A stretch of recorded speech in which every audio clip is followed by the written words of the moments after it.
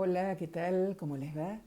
En el video de hoy la idea es hacer un comentario y análisis de un relato de Borges denominado La escritura del Dios, que fue publicado por primera vez en la revista Sur en febrero de 1949 y que luego se incluyó en el Aleph el mismo año. Es uno de los cuentos tal vez más conocidos de Borges, a los que yo también hice unas cuantas alusiones, y voy a comenzar por relatarles muy sucintamente el argumento, que es relativamente fácil.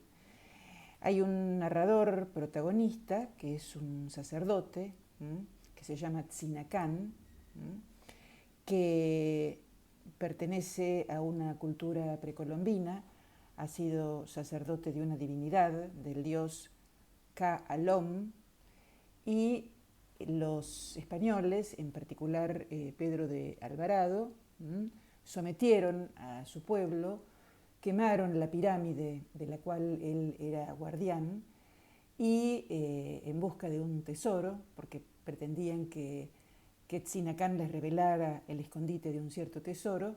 Entonces, incendiaron todo, incendiaron la pirámide y al sacerdote lo encerraron en una mazmorra espantosa, profunda y en una absoluta soledad.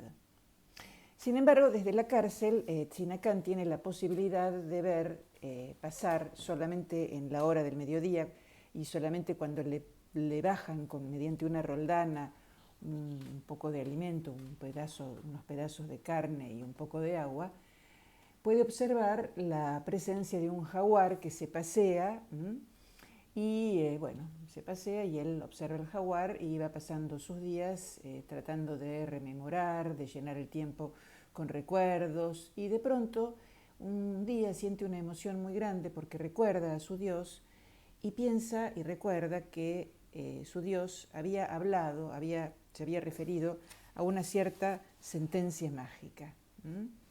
Y, y sabía que esta divinidad había previsto que llegarían calamidades muy grandes para este pueblo y que por ende él había escrito estas palabras completamente mágicas y totalmente crípticas, es decir, estaban cifradas, para que algún elegido, dice el narrador, en algún momento pueda descifrarlas.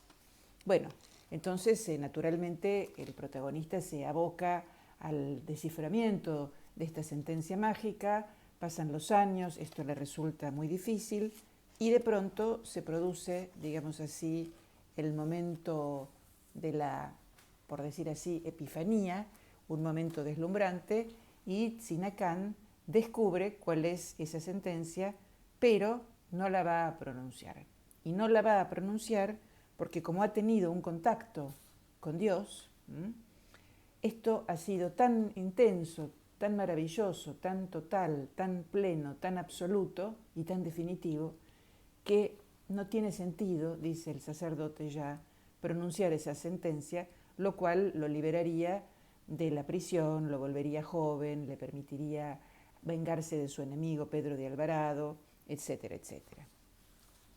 Bien, entonces, en el cuento, desde el comienzo ya la escritura del Dios, dice, no es de Dios, sino del Dios, de algún Dios. Y aquí se produce un efecto típicamente borgiano, porque Kaolom, ¿sí?, es una divinidad, efectivamente, que pertenece a la mitología maya, es decir, a otra cultura precolombina.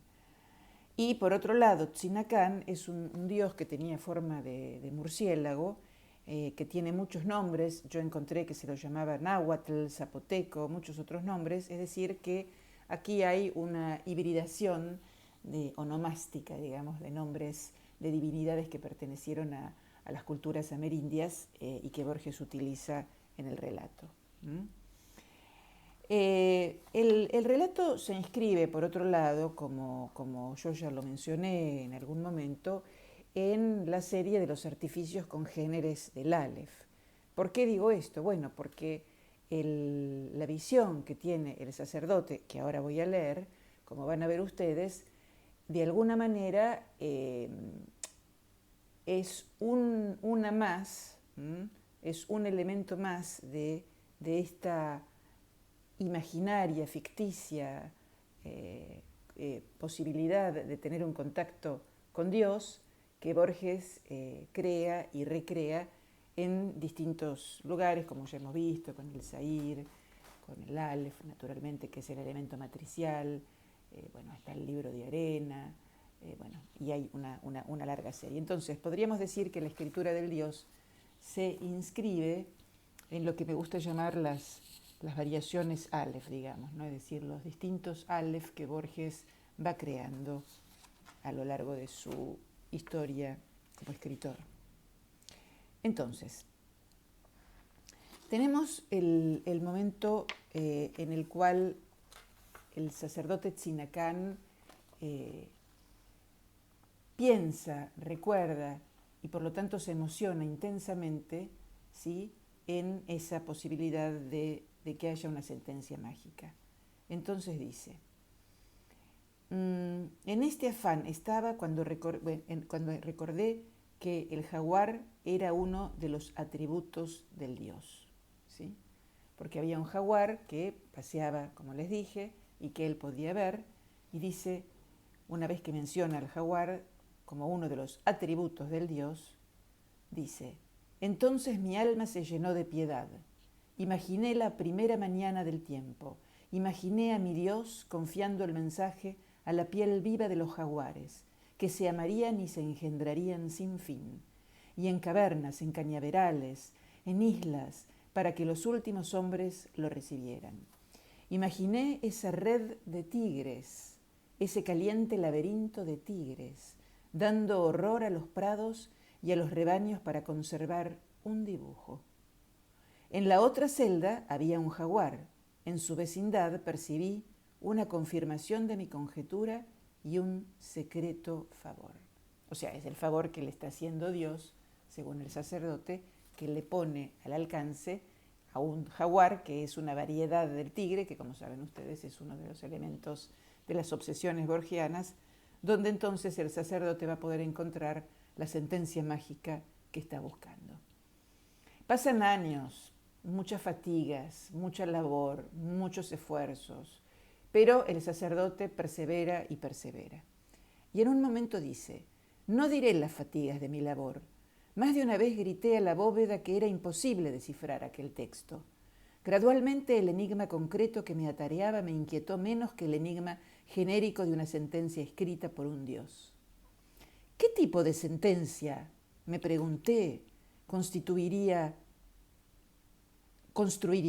una mente absoluta? Consideré que aún en los lenguajes humanos no hay proposición que no implique el universo entero, etcétera, etcétera, etcétera. Entonces quiere decir que cuando él se da cuenta de que la sentencia mágica está inscripta en la piel del jaguar, que es una variedad de tigre propio de América, no cesa en el intento. Luego Tzinacán tiene un sueño bastante angustioso, una pesadilla, donde aparece un granito de arena, otro granito de arena, y así sucesivamente hasta que la arena termina por aplastarlo. Y de pronto, dentro del sueño, cuando se despierta del sueño, o mejor dicho, no, mi confusión tiene que ver con que no hay despertar, hay vigilia y hay sueño y está todo entreverado, dice, comprendí que estaba soñando, con un vasto esfuerzo me desperté, el despertar fue inútil, la innumerable arena me sofocaba, alguien me dijo, fíjense, alguien, una voz anónima, no has despertado a la vigilia, sino a un sueño anterior, ese sueño está dentro de otro y así hasta lo infinito, que es el número de los granos de arena. El camino que habrás de desandar es interminable y morirás antes de haber despertado realmente. Muy bien. De modo que, ya hay una voz, que podría ser una voz divina, que le está anunciando que su labor es interminable, ¿no?, y que de alguna manera va a morir antes de haber despertado realmente. O sea que hay una verdadera confusión entre sueño, vigilia, despertar. Un poco más adelante se produce el verdadero milagro y entonces el sacerdote Tzinacán puede tener un contacto con su Dios, ¿sí? Y este es un momento verdaderamente cumbre del relato, por eso lo voy a leer para compartirlo, porque es realmente de una gran belleza poética. Dice así: entonces ocurrió lo que no puedo olvidar ni comunicar. Ocurrió la unión con la divinidad, con el universo. No sé si estas palabras difieren. El éxtasis no repite sus símbolos. Hay quien ha visto a Dios en un resplandor. Hay quien lo ha percibido en una espada o en los círculos de una rosa. Yo vi una rueda altísima que no estaba delante de mis ojos, ni detrás, ni a los lados, sino en todas partes, a un tiempo. Esa rueda estaba hecha de agua, pero también de fuego, y era, aunque se veía el borde, infinita. Entretejidas la formaban todas las cosas que serán, que son y que fueron, y yo era una de las hebras de esa trama total. Y Pedro de Alvarado, que me dio tormento, era otra. Ahí estaban las causas y los efectos, y me bastaba ver esa rueda para entenderlo todo sin fin. Oh, dicha de entender, mayor que la de imaginar o la de sentir. Vi el universo y vi los íntimos designios del universo. Vi los orígenes que narra el libro del común. Vi las montañas que surgieron del agua. Vi los primeros hombres de palo. Vi las tinajas que se volvieron contra los hombres. Vi los perros que les destrozaron las caras. Vi el Dios sin cara que hay detrás de los dioses. Vi infinitos procesos que formaban una sola felicidad y entendiéndolo todo, alcancé también a entender la escritura del tigre. Ven ustedes el parentesco evidente que hay con el momento culminante del Aleph, ¿no es cierto? Vi el populoso mar, vi el alba y la tarde, incluso es la misma anáfora que se repite, el verbo vi, y hete aquí que la sentencia, que consta de 14 palabras casuales y que además son absolutas, ¿sí? Pero dice que parecen casuales, ¿sí? Son una fórmula que le daría todo, le daría la juventud, el poder, y sin embargo decide no pronunciarla, ¿no? Dice, en esa fórmula de 14 palabras, es una fórmula de 14 palabras casuales, que parecen casuales. Esto tiene todo que ver con la cábala, con la escritura divina, con la escritura de los libros sagrados, a los que tanto se refiere Borges en tantos textos como la cábala, la vindicación de la cábala, el libro y sobre todo en el libro, ¿no es cierto? Es decir, una escritura absoluta donde nada está confiado al azar. Me bastaría decirla para abolir esta cárcel de piedra, para que el día entrara en mi noche, para ser joven, para ser inmortal, para que el tigre destrozara a Alvarado, para sumir el santo cuchillo en pechos españoles, para reconstruir la pirámide, para reconstruir el imperio. 40 sílabas, 14 palabras, y yo, Tzinacán, regiría las tierras que rigió Moctezuma. Pero yo sé que nunca diré esas palabras, porque ya no me acuerdo de Tzinacán. Y luego agrega algo muy interesante que también tiene que ver con los otros artificios congéneres, porque dice que muera conmigo el misterio que está escrito en los tigres. Es decir, otra vez aparece en la voluntad de quien tuvo la fortuna de vivir la experiencia mística y también el infortunio, en algunos casos, como en el libro de Arena, como en el Zahir, etc., de destruirlo, de perderlo, de no compartirlo, de darlo, digamos, al olvido más absoluto, ¿no? Porque dice que muera conmigo el misterio que está escrito en los tigres. Quien ha entrevisto el universo, quien ha entrevisto los ardientes designios del universo, no puede pensar en un hombre, en sus triviales dichas o desventuras, aunque ese hombre sea él. Ese hombre ha sido él, destacado, y ahora no le importa. ¿Qué le importa la suerte de aquel otro? ¿Qué le importa la nación de aquel otro si él ahora es nadie? Por eso no pronuncio la fórmula, por eso dejo que me olviden los días acostado en la oscuridad. Saben ustedes que hay verdaderamente muchos elementos en común con el Aleph, que por otro lado es un cuento desde el punto de vista narrativo muchísimo más simple, donde Borges trabaja con elementos mezclados, ¿no?, de culturas precolombinas, amerindias, como los mayas, como los aztecas, y donde una vez más crea un artificio que va a restituir en la ficción, digo yo, por lo menos, no sé, a mí me gusta pensarlo así, que restituye en la ficción la posibilidad de tener un contacto con Dios. Contacto que a Borges le fue negado, experiencia mística que a Borges le fue negada y que por lo tanto lo empuja, evidentemente, porque hay una gran perseveración a lo largo de los años, ¿no?